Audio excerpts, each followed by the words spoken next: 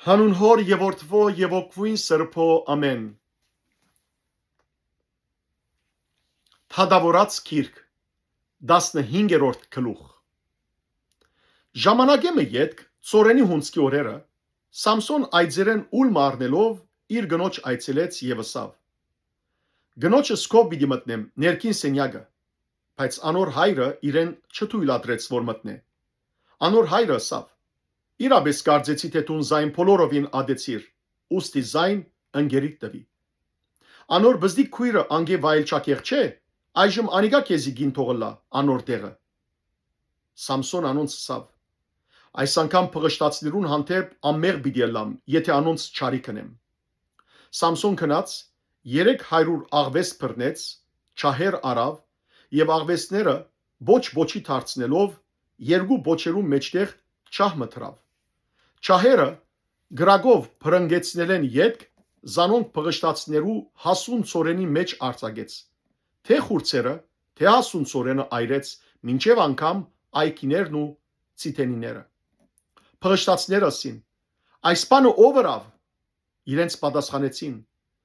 Թամնատացիին Փեսան Սամսոն, քանի որ անոր գին արավ եւ անոր ընկերին տվավ։ Փղշտացները բարձրացան ու գինը եւ անոր հայրը գրագով այրեցին։ Իսկ Սամսոն անոնց ասավ.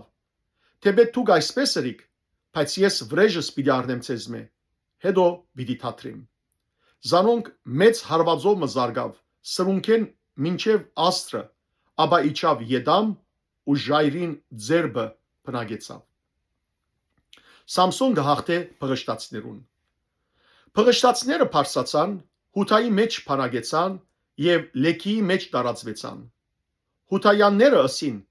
Ինչու մեզի թեմ բարձրացաք։ Անոնք ալ պատասխանեցին.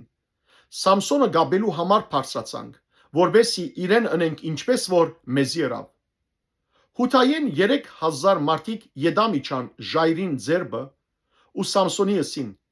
Չես գիտեր թե փղշտացիները մեզ կգարավարեն, ինչու այս բանը մեզի ըրիր։ Ինքալ անոնց ասավ. Անոնք ինձի ինչպես ըրին, ես ալ անոնց այնպես ըրի։ Իրեն ասին.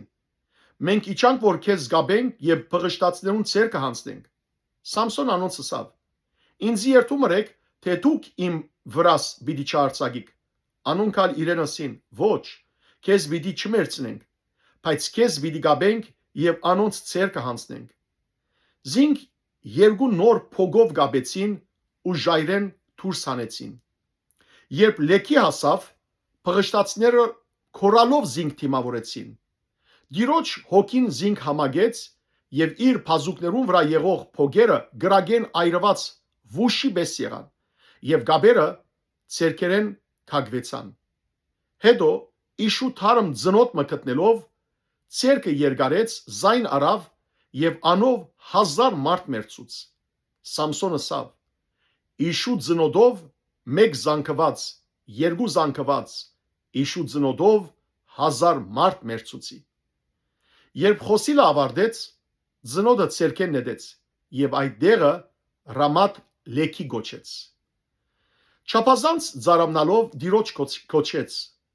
Թուն այս մեծ փրկությունը դվիր քու ծարայի ցերկով, իսկ ես հիմա ծարավեմ պիտի մեռնիմ եւ անթլպատներուն ցերկը պիտի ինամ։ Աստված լեքի մեջ եղող փոսը ջեղկեց ու անգե ճուր ելավ։ Սամսոն խմեց, հոգին իրեն վերադարձավ եւ վերաբրեցավ։ Հետևաբար անոր անունը Ենքորե գոչվեցավ, որ լեքի մեջ է մինչև այսօր։ Սամսոն փղշտացներուն ժամանակ Իսրայելի մեջ 20 տարի թադավոր եղավ։ Փառք Դեր Աստված մեր։ Ամեն։